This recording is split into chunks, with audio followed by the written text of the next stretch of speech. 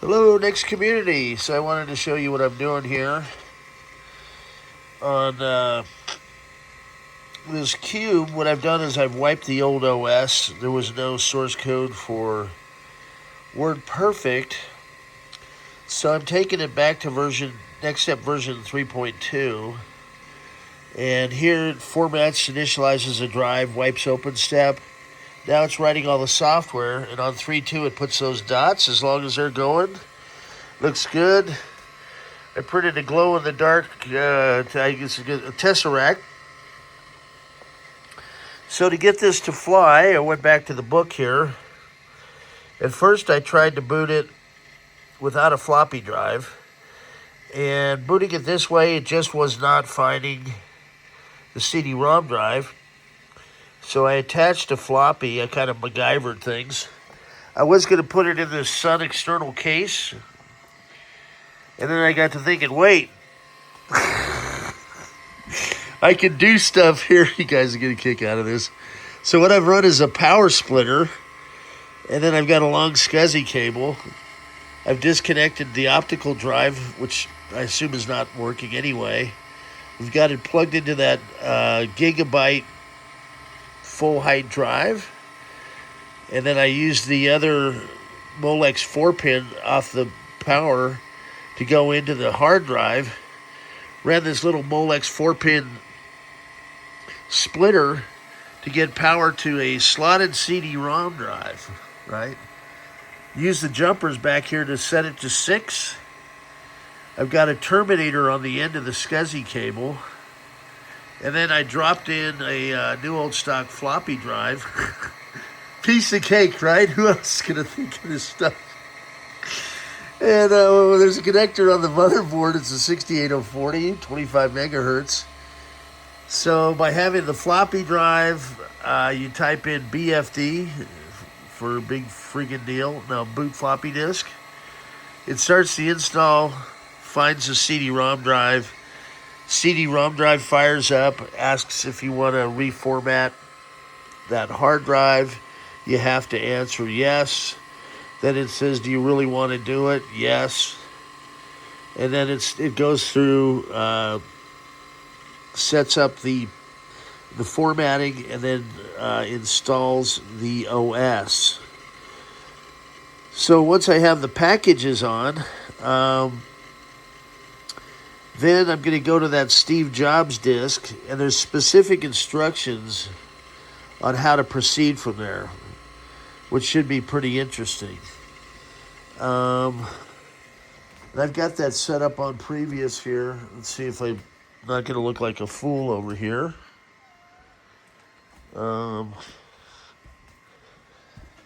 let's see if we can bring up previous. And I've got my little helper, Bella.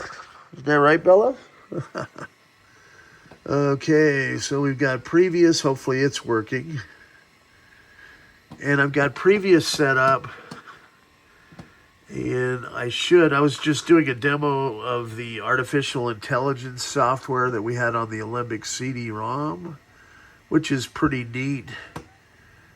If you guys don't know, yes, NeXT actually was one of the starting points of artificial intelligence. You can run all these different apps here in demo mode. And if we can find the original license key, I do have permission from the original author. I believe it's Chris Lefebvre. And he said that we could use it, which is pretty neat, as this is also historical. Well, let's see. Maybe I could do some examples here, demos real quick. Let's try the associator.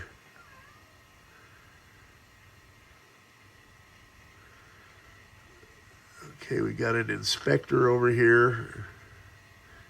It's been a minute, so please bear with me. Okay, then we're going to run some stuff and go back to the future. So I think this is the first facial recognition software, which is pretty amazing for 1990. Then they had a bunch of different experiments here. you can see that it's, they even call it neural solutions. And it goes through artificial neural networks, gives a computer system the capacity to actually learn. Isn't that cool? Bet you guys didn't know that. Let's see what some of these others are. What's the frequency distribution gamma? Okay, yeah, this is definitely time travel stuff. There's just no way. Come on now. I mean, look at that. I'm not even sure if I want to click run because I might disappear into the void. Wind up back in 1988. Okay, randomized weights. Let's see here. Reset network. I know enough to be dangerous on this thing. What's the MLP? Come on now. Just let me do stuff. All right. Well, okay. I'll revisit this. I want to do a nice video on it all. It was doing something, cost effectiveness, controller. We did get the facial recognition seem to play. Okay. Randomized weights. I believe you can even hook up systems or machines to like an oscilloscope, to the DSP port and run different stuff there. Let's see what this is. Connectivity and emulation. Oh yeah, so this is our NeXT CD, which is pretty cool because we were one of the very first third-party CDs. And so we set it up where you can download the software and run the demos. So if you have a blue CD, it looks like that over there. That's one of the NeXT CDs. And let's see, I am going to find, hopefully the Steve Jobs demo's on here. There's a license required for license. I guess Connected was the app. And now I'm launching a bunch of different apps. This is what was fun about NeXTstep. We could just launch app after app, and it would not crash. It's pretty amazing. Okay, so I think Workspace is hidden back here. Now, what I'm talking about when I say Steve Jobs demos is actual demos by Steve Jobs.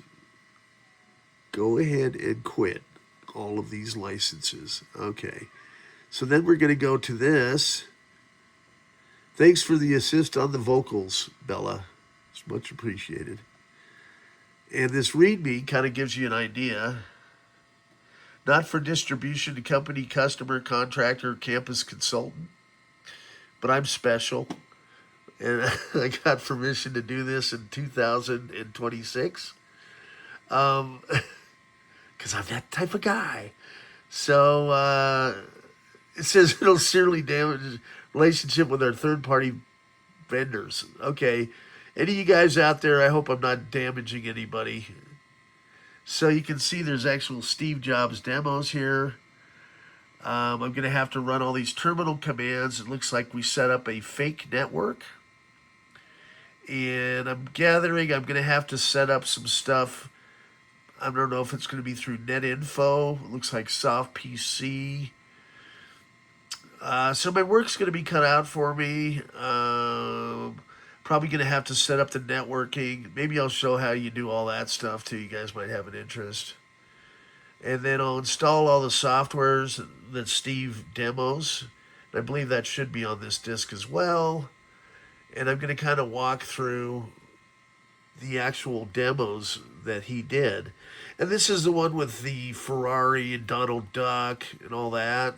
And then I think there were some other ones that showed how you can use 4 different networks, like a Sun network, using Sybase. And you could use all those different applications and then cut and paste simply into NeXT. So these are all the different fonts. Looks like there's some stuff with Mathematica.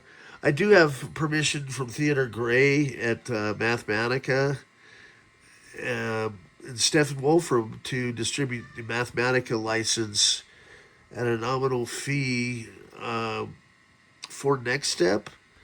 They used to have it so we could register it. I do have original copies. I do those for like $50 to keep the lights on here. And I send out a little brochure of their latest stuff, and then the actual statement from Mathematica. They did a nice printout for me. Granted, it's been now 20 years. That's how long I've been in this. But I'm sure that it's still okay. We can go up to version 3.02. So, yeah, this should be fun. So what I'm going to do is try and walk through. I'm not going to be anywhere near as good as Steve Jobs, obviously, but I will have fun doing it. And I'm getting towards the end of my AI class. So they had a home town hall today, and so what I'm